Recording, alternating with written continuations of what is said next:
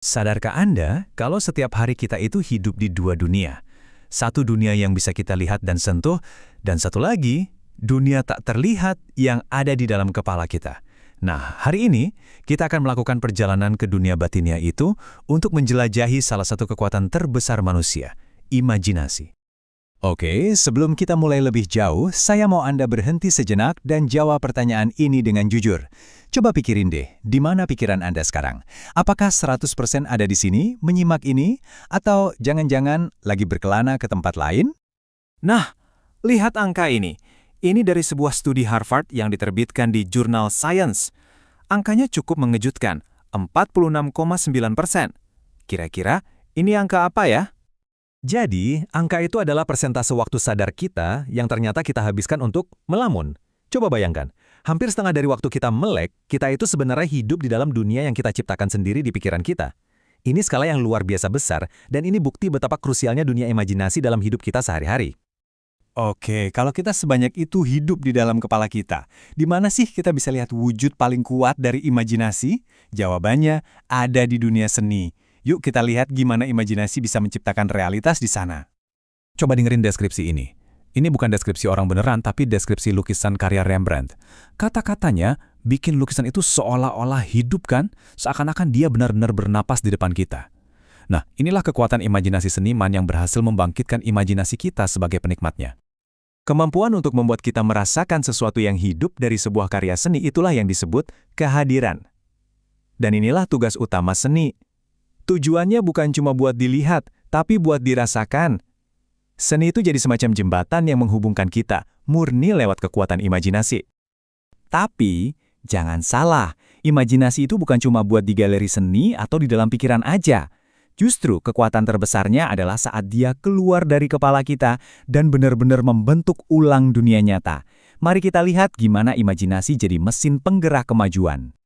George Bernard Shaw pernah bilang sesuatu yang menarik banget.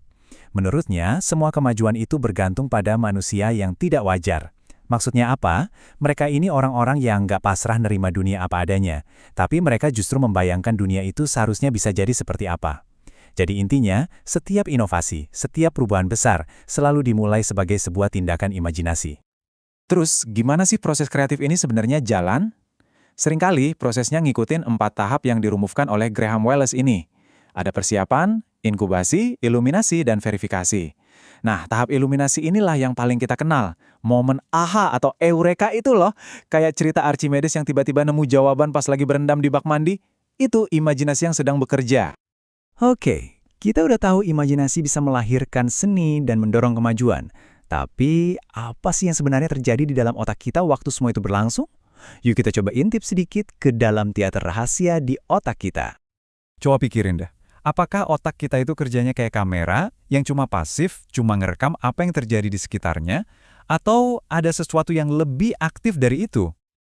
Jawabannya jelas bukan. Otak kita itu bukan kamera pasif, dia jauh lebih canggih.